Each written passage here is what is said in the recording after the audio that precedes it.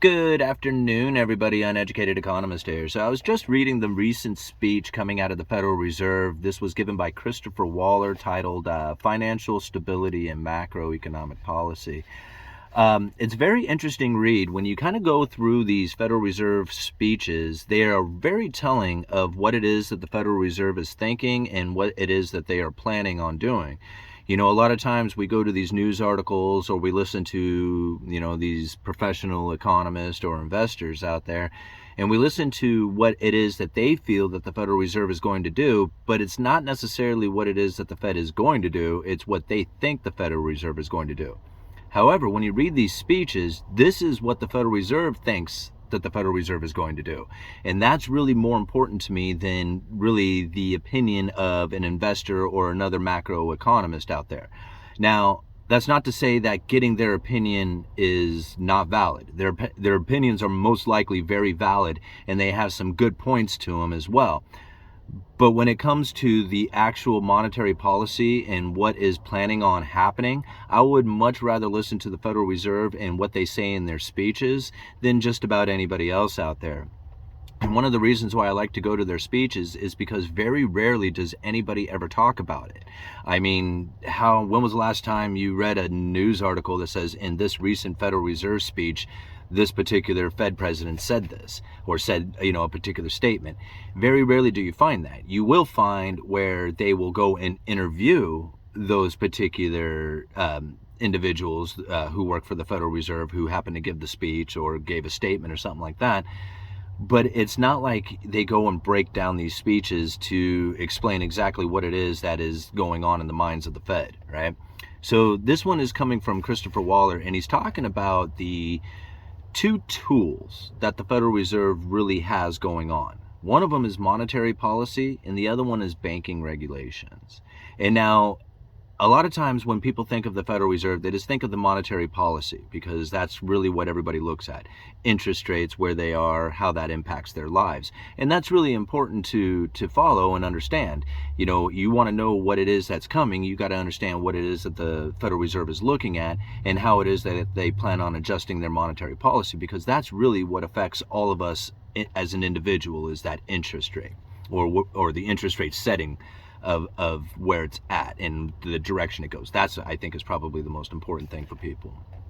However, what else is important, and a lot of people don't really pay a lot of attention to, or it doesn't get as much news, I should say, as say interest rate setting policy, is banking regulations.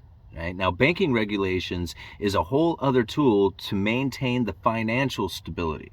Right? So you got two different things happening there, right? You got monetary policy, and then you got the financial stability, right? The banking regulations. And a lot of times everybody wants to kind of jumble these two things together, which it does make a lot of sense because they really are, intertwined pretty prevalently, within the markets. But really there's two different things that are happening there. Okay. So when we think about the monetary policy coming from the Federal Reserve, that's what they use to deal with their dual mandate. And now the Federal Reserve is mandated to do two things: low and stable prices of around 2% inflation rate over time, whatever that means, and full employment. Now that's the dual mandate. And they use monetary policy to achieve that dual mandate, meaning that they set interest rates or adjust interest rates to achieve that dual mandate. So that's part of their problem.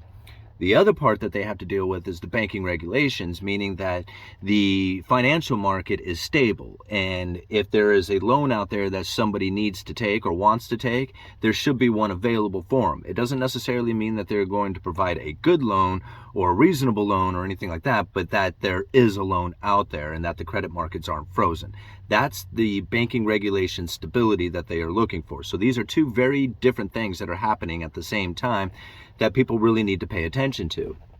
And now when it comes to the banking regulations, when the Federal Reserve sets their monetary policy and people look at the banking sector saying this is going to get damaged by their monetary policy, they are correct in that analysis, but what they are missing is that the Federal Reserve has banking regulations in which that they are going to use to deal with the instabilities that come from a rising interest rates in that financial market. So as the interest rates go up and it makes it burdensome for people to take out loans, and then banks start stumbling because of this, the Federal Reserve has tools within the toolbox that we really just don't know about. Like one of them was just this, recent bank term lending fund or bank term funding program, whatever it is that they just recently had, to help bring liquidity to these banks who find that the asset prices that they have on their balance sheet has fallen dramatically low, and now they need to come up with ever increasing amounts of cash in order to deal with the business that they have,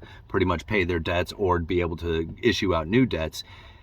The asset prices that they have on their balance sheet has fallen when the interest rates rise. And now this is kind of confusing for a lot of people, but ultimately the Federal Reserve came in and says, hey, you got those assets that just fell in price? What we're going to do is we're going to loan you money at 100 cents on the dollar, right? So even though the price has fallen, we're going to pay you or lend you money as if the asset price is way up here and use it as collateral.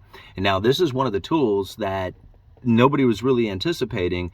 I mean, I know that, from everything that I was reading in the Federal Reserve and, from all the other economists out there, I didn't hear anybody say anything about this bank term lending funding program, whatever it is that they had, to help stabilize the financial markets when these banks started to fail. So when you had these major banking institutions fail, the Federal Reserve stepped up with this tool and says, hey, look what we have, right? And everybody went like, whoa, what's this, So this is the type of thing that the Federal Reserve has. And like right now, we don't even know to what extent these type of tools that they really have. Like, I mean, could they have more of these? Could they be bigger operations? I mean, what is it that the Federal Reserve has in their toolbox that we just simply don't know about?